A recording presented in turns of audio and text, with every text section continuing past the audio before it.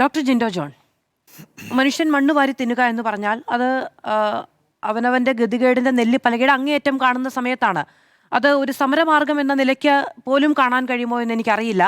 അത്രമേൽ അവസ്ഥയിലാണ് നമ്മൾ അവിടുന്ന് ഓരോ ആളുകളോടും റിപ്പോർട്ടർമാരൊക്കെ പോയി ചോദിക്കുമ്പോൾ അവർ പറയുന്നൊരു സാഹചര്യമുണ്ട്. പലർക്കും ഇത് അവസാന പ്രതീക്ഷ കൂടിയാണ്.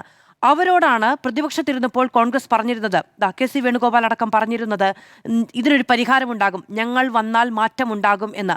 പറഞ്ഞ വാക്കു പാലിക്കാൻ വേണ്ടി അധികാരത്തിൽ വന്നവരാണ് കോൺഗ്രസ്സുകാർ എന്നാണ് നേതാക്കളൊക്കെ അഭിമാനപൂർവ്വം കൊട്ടിഘോഷിക്കുന്നത്. എന്തുകൊണ്ടാണ് അത് പാലിക്കപ്പെടാതെ പോകുന്നത്?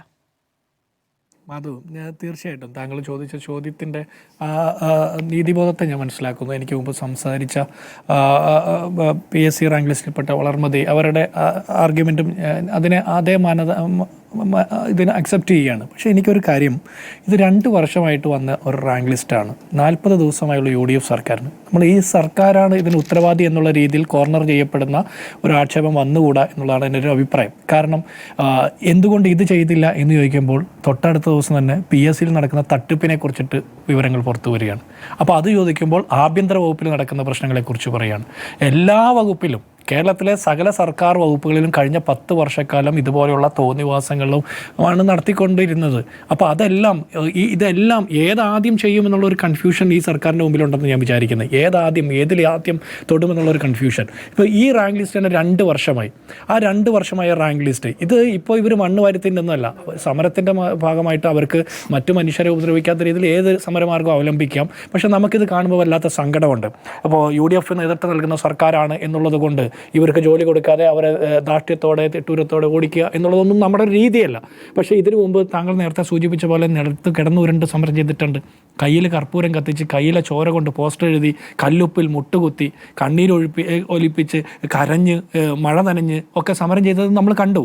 ആ സമരം ചെയ്തപ്പോഴൊക്കെ തിരിഞ്ഞു നോക്കാത്ത ഒരു സർക്കാർ, അനുഭാവപൂർവ്വം അവരെ പരിഗണിക്കാതിരുന്ന ഒരു സർക്കാരിൽ നിന്ന് വ്യത്യസ്തമായിട്ട് ഈ 40 ദിവസത്തിനുള്ളിൽ ഇവരുടെ പരാതിക്ക് പരിഹാരം ഉണ്ടാകുമെന്ന് ഉറപ്പ് കൊടുക്കുന്ന ഒരു മുഖ്യമന്ത്രിയിലേക്കും മന്ത്രിമാരിലേക്കും എത്തി എന്നുള്ളത് ഒരു പോസിറ്റീവായിട്ടുള്ള ഒന്നാമത്തെ കാര്യം. ഈ പറയുന്ന 40 ദിവസം കൊണ്ട് ഈ സർക്കാരിന്റെ പ്രശ്നം, ഇവരാണ് ഉത്തരവാദി എന്ന നിലയ്ക്ക് ഇത് കാണുന്നില്ല. ഇതിപ്പോൾ CPM-ന്റെ പ്രതിനിധിയിലേക്കാണ് ആദ്യം പോകാമെന്ന് വിചാരിച്ച അദ്ദേഹം എത്തുന്നതേയുള്ളൂ. 40 ദിവസമാണ് നിങ്ങൾക്ക് കിട്ടിയത്, ശരിയാണ്. ഏതാദ്യം എന്നൊരു പ്രതിസന്ധിയില്ല. ഓരോന്നിനും ഓരോ വകുപ്പുകളാണ് ഉള്ളത്, ഓരോ മന്ത്രിമാരും അതിനനുസരിച്ചുള്ള സ്റ്റാഫുകളുമൊക്കെയാണ്. പിന്നെ ആവശ്യത്തിന് സ്റ്റാഫ് വന്നിട്ടില്ലെങ്കിൽ എന്തുകൊണ്ടാണെന്ന ചോദ്യം അങ്ങടക്കം അങ്ങയുടെ സർക്കാരിൽ, അങ്ങയുടെ പാർട്ടിയിൽ ഉന്നയിക്കുകയും ചെയ്യുന്നുണ്ട്. അതൊക്കെ അവിടെ നിൽക്കട്ടെ ഡോക്ടർ ജിൻഡോ ജോൺ.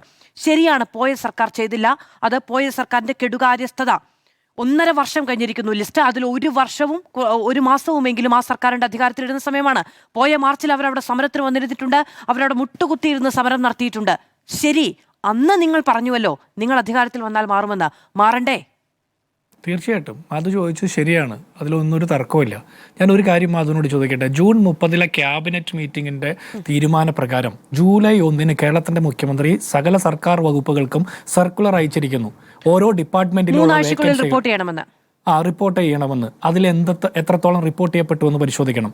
കേരളത്തിലെ സർക്കാർ വകുപ്പുകളിൽ നിന്ന് ഇത്തരം വേക്കൻസികൾ റിപ്പോർട്ട് ചെയ്യേണ്ട ആളുകൾ അവരാരൊക്കെയാണെന്ന് പൊതുവിചാരണ ചെയ്യപ്പെടട്ടെ.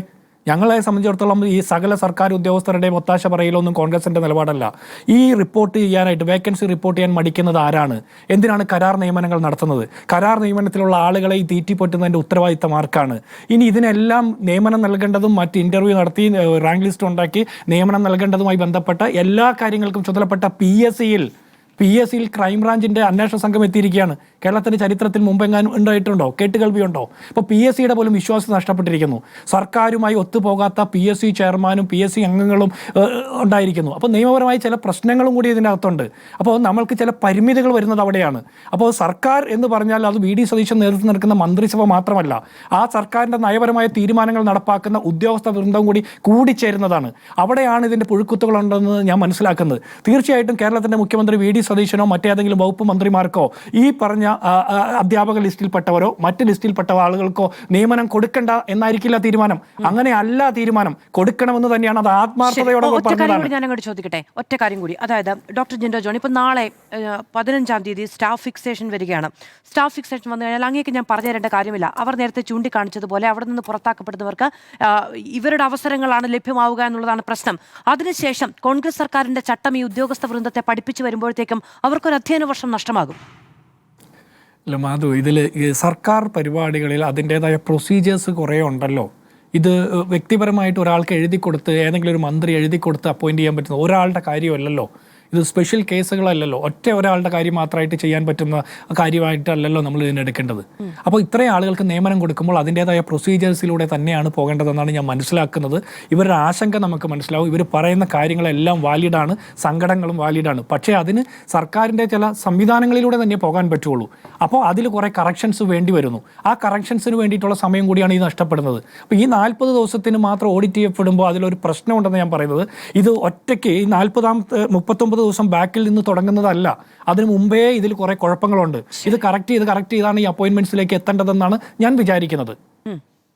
അതായത് ഞാൻ മറ്റതിലേക്ക് പോകാമെന്നാണ് വിചാരിച്ചത്. പക്ഷേ ഡോക്ടർ ജിൻഡോ ജോൺ ഇതൊരു ക്ലാരിറ്റി വേണ്ടത് കൊണ്ടാണ് ചോദിക്കുന്നത്. ഈ കാര്യത്തിൽ സർക്കാരിന് പെട്ടെന്ന് ഒരു നിലപാടും എടുക്കാൻ കഴിയുന്ന സാഹചര്യമില്ല എന്നതാണോ? അല്ല, ഞാൻ അങ്ങനെയല്ല പറഞ്ഞത് ഇക്കാര്യത്തിൽ എന്നല്ല. ഇപ്പൊ നമ്മളുടെ മുമ്പിൽ നിൽക്കുന്ന ഓരോ വിവാദങ്ങളിൽ ഇപ്പൊ KIS പരീക്ഷയുടെ ലിസ്റ്റുമായി ബന്ധപ്പെട്ടാണ് ഞാൻ ചോദിക്കുന്നത്. ഓക്കെ, പറയും.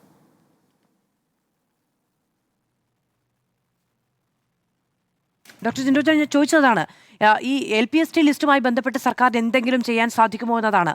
അങ്ങേക്ക് ഈ വിദ്യാഭ്യാസ മേഖലയുമായി ബന്ധപ്പെട്ട് തന്നെ വളരെ വ്യക്തിപരമായി ധാരണയുള്ള ഒരാളായതുകൊണ്ട് കൂടിയാണ് ഞാൻ ചോദിക്കുന്നത്.